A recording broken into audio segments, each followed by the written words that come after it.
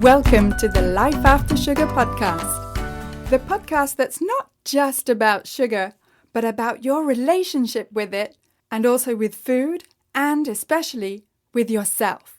So if you want to discover your life after sugar and hear inspiring stories from all kinds of people who also cut out sugar in their way, at their pace, for their own reasons, this is the podcast for you. Because when you take away the sugar, you can finally discover the real sweetness in your life.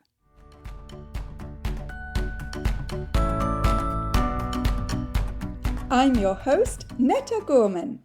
And in this week's episode, I'm going to be answering a question that I get all the time, because although most people understand that sugar is not very good for you, so reducing or cutting out sugar seems like a good idea, even though a lot of people can't even imagine doing it, the question I get often is, why cut flour? I mean, flour's in bread and crackers, pizza, baked goods, cookies, and it's a thickener for sauces. So not only why cut flour, but how?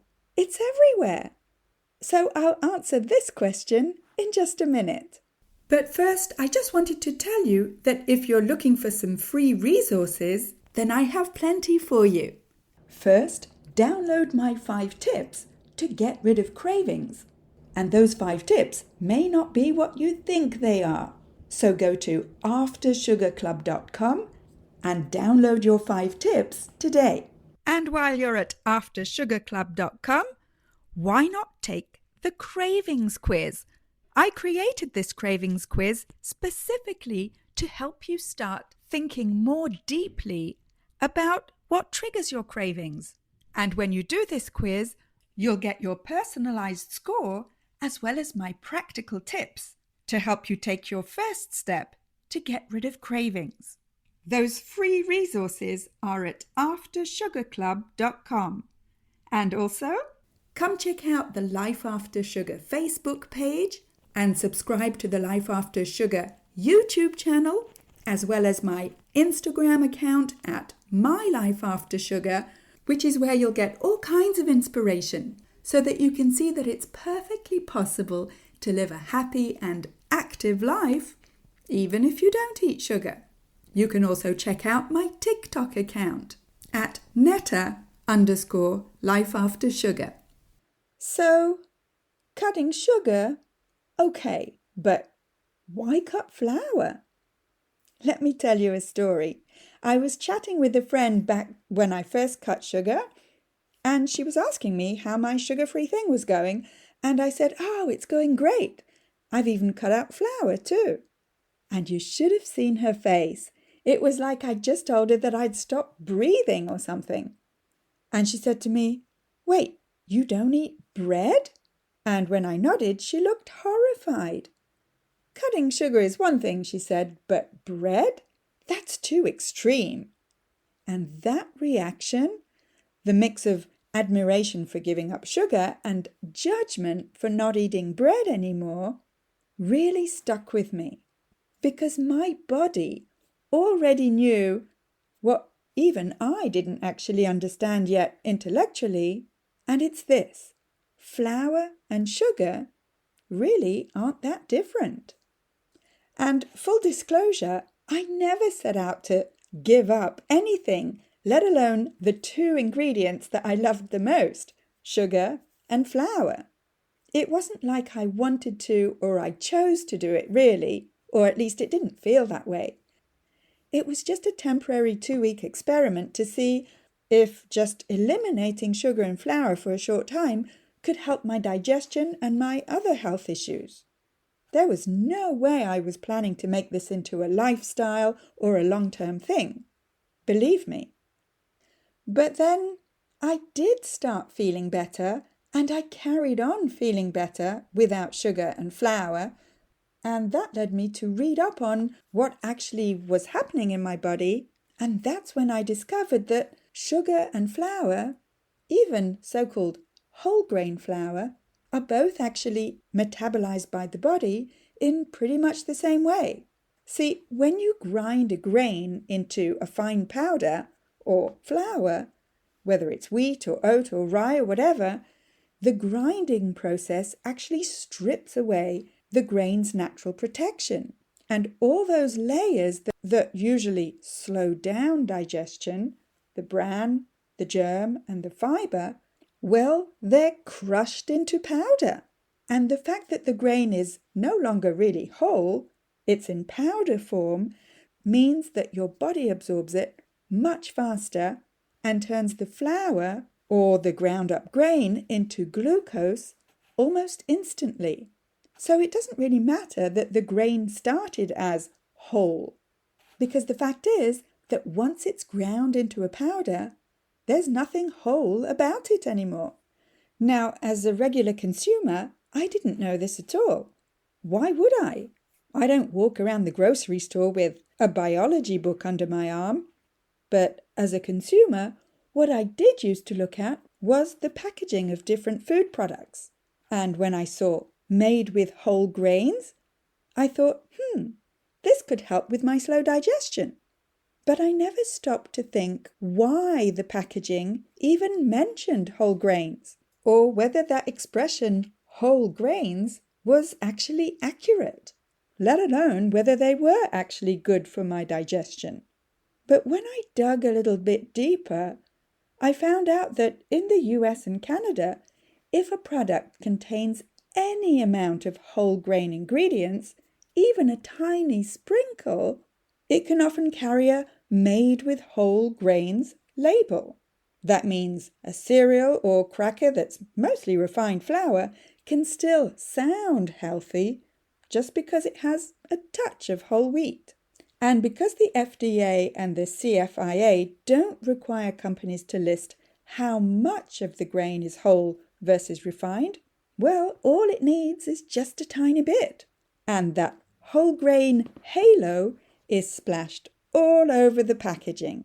Well, maybe not all over.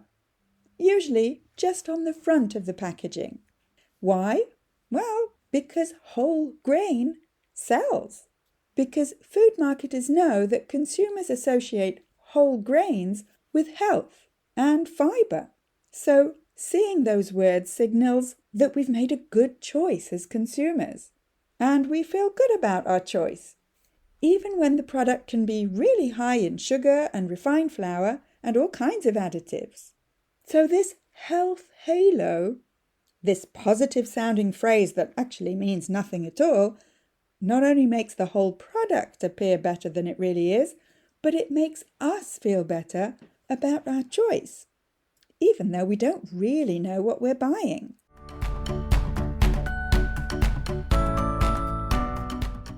I want to take a quick break to say that if this is your first time here, then welcome and thank you for listening to this podcast. And whether you're new or a regular and you haven't yet rated or reviewed this podcast, could I ask you to scroll down and tap on the stars to rate this podcast and also to write a short review to let me know how this podcast is helping you in your life after sugar.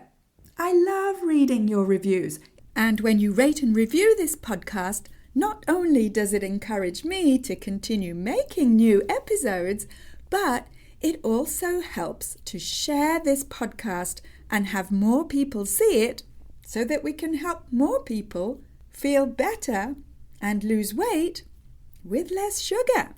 So again, thank you for rating and reviewing this podcast and for spreading the word about sugar.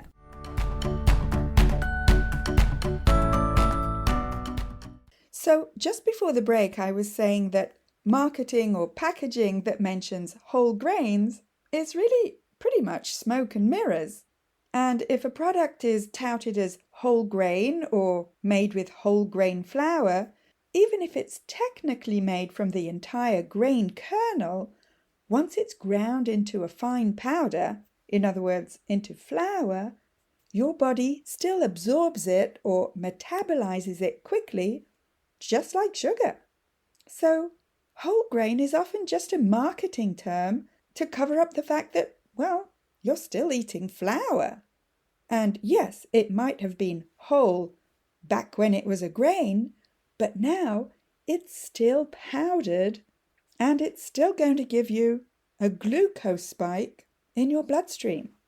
It's just that maybe you won't feel so bad about buying it and eating it like you would with sugar. And let's face it, for decades, nutrition messaging and public health campaigns have told us to eat more whole grains. And that message was meant to get people to replace refined grains with actual intact grains like brown rice and oats and barley. But of course, the processed foods industry jumped on that and turned that advice into a marketing opportunity. So instead of changing the actual product, all they did was change the health claims on the packaging. Sneaky, huh? Now, I'm not trying to create some kind of conspiracy theory. I'm just saying that the processed foods industry is far more interested in making money than it is in making you healthy. And as smart consumers, I think we owe it to ourselves to educate ourselves and not to fall prey to all those health claims that are pretty much meaningless. Because the number of actual whole grain products on our grocery shelves is really pretty low. The vast majority of so-called whole grain products are made with flour, not with whole grains. So it's kind of like a whole grain myth. Not that whole grains are good for you, they probably are for most people, but the fact is that most people don't eat whole grains. And I'm not even talking about people who are celiac or have gluten intolerance. That's a whole different conversation. What I'm talking about is sneaky marketing messages and our power as consumers to understand that really there is no difference in blood sugar spikes between wholemeal or brown flour and refined white flour. And it's not just me saying this. There's plenty of studies out there that show this. So on a purely biological level, refined or finely milled grains hit your bloodstream quickly, just like sugar does. And that in turn spikes your blood sugar level, spikes your insulin, and can set off that whole roller coaster of energy slumps, mood swings, and cravings. And actually, Dr. Mark Hyman, author of books such as The Blood Sugar Solution, Food Fix, and Eat Fat, Get Thin, even goes as far as to say that, and I quote, sugar and flour are the same in the body. Actually, flour might be a little worse. And he even points out that 2 slices of whole wheat bread can raise your blood sugar more than 2 tablespoons of white sugar. And another question that I get often is, well, what about homemade bread? Surely that's better. And I hate to rain on your parade, but even though homemade bread feels healthier and smells amazing, and it's fresh, and you made it yourself with love, it's not necessarily better than store-bought bread. Why? Well, whether it comes from your oven or a factory, bread uses finely milled flour, whether it's white or whole wheat, and that still means that it's metabolized or absorbed by the body really fast. And it also means that the grain's natural structure is gone and that the fiber is all ground up into powder, so your body breaks down the flour just like sugar. And yes, even from scratch bread and even sourdough bread is very likely to cause the same glucose and insulin spike as industrial bread. There may be fewer additives, but the effect of the flour is still the same. And unfortunately, that blood sugar roller coaster doesn't care if you bake that loaf with love. So even though homemade bread is better in the sense that It may not contain a whole load of other additives or industrial oils, which is great. Nutritionally, it's still mostly starch. And starch, especially in powder form, turns into glucose. Now, there's nothing wrong with glucose, but a quick glucose spike and the ensuing insulin spike is not what you're looking for. What you need is stable blood sugar, and flour doesn't help with that. So while homemade bread has its advantages on a social and emotional level, in terms of metabolism, it's not really any healthier. And usually when I explain this to people, if anyone's willing to listen, the reaction I get is, "So are you saying that I should never eat bread ever again? That's not even possible." And here's the deal. No, I'm not telling you what to eat or what not to eat. I'm not telling anyone what to do. I'm just presenting the biological facts and encouraging you to look into it and decide for yourself.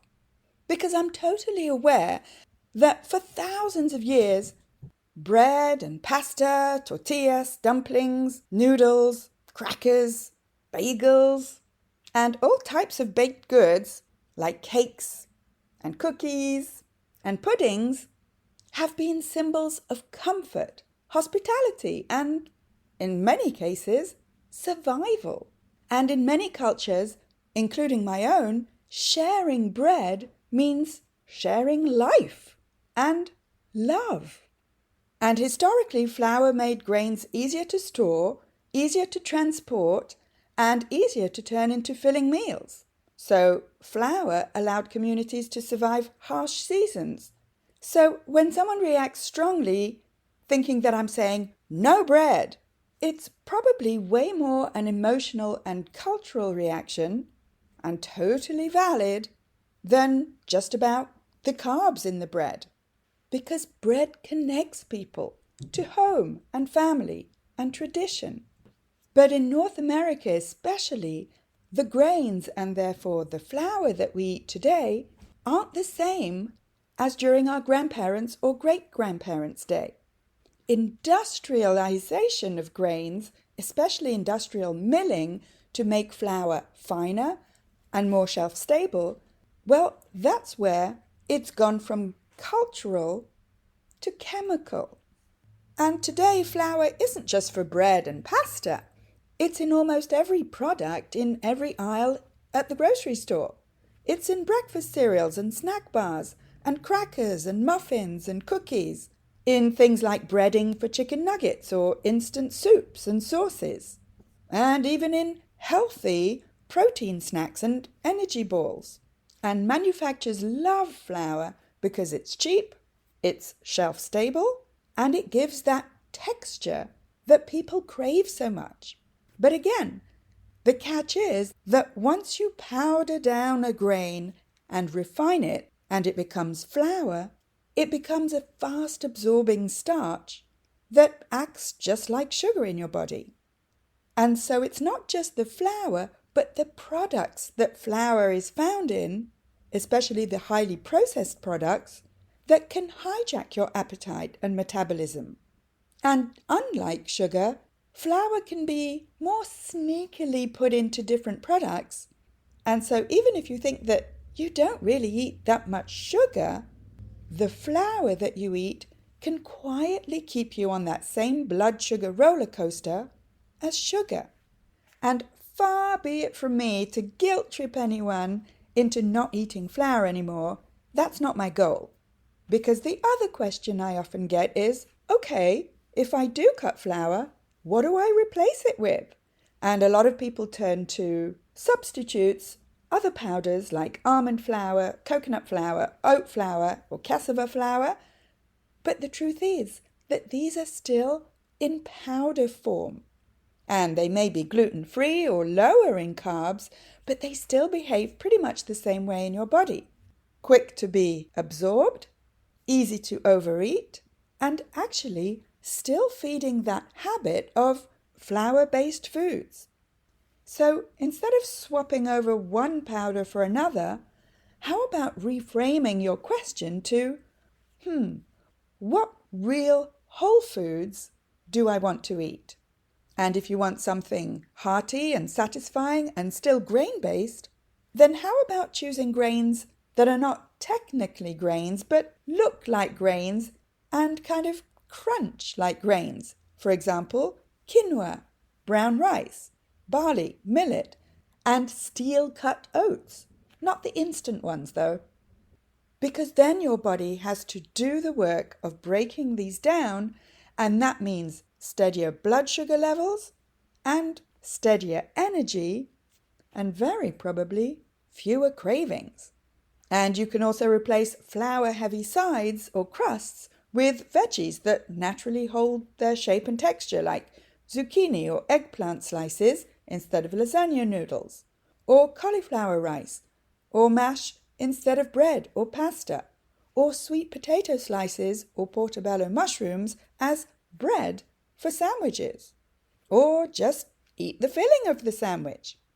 And the huge mindset shift that I made at the beginning of my life after sugar in 2015 was to stop trying to recreate flour-based foods and shift my focus to real whole foods. So, meat, fish, seafood, eggs, plant-based proteins, beans and pulses, and all the veggies and the fruit out there. And funnily enough, the comfort that I used to find in flour-based foods, I've now found in all the other foods that I eat. And not just in foods, in all aspects of my life.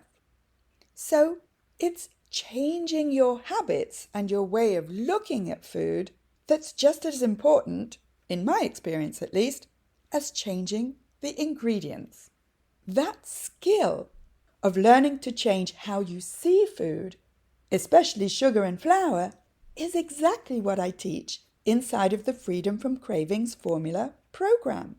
Because I created this program specifically to help you go deeper into your relationship with sugar and flour so that you can finally get rid of cravings, slim down, and feel more in control around food, especially sugar and flour.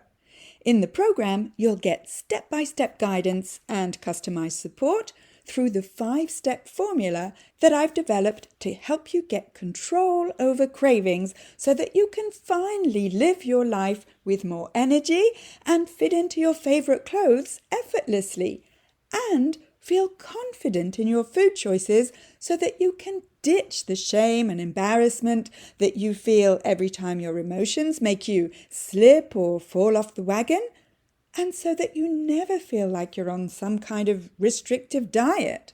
If you're at the stage of your life when you're finally ready to look after yourself, let's chat. You can talk directly to me on a free clarity call at any time by going to aftersugarclub.com and clicking on Program at the top. You'll also find the link with the show notes together with this episode. So go to aftersugarclub.com. Speak to you soon. That's it for this week.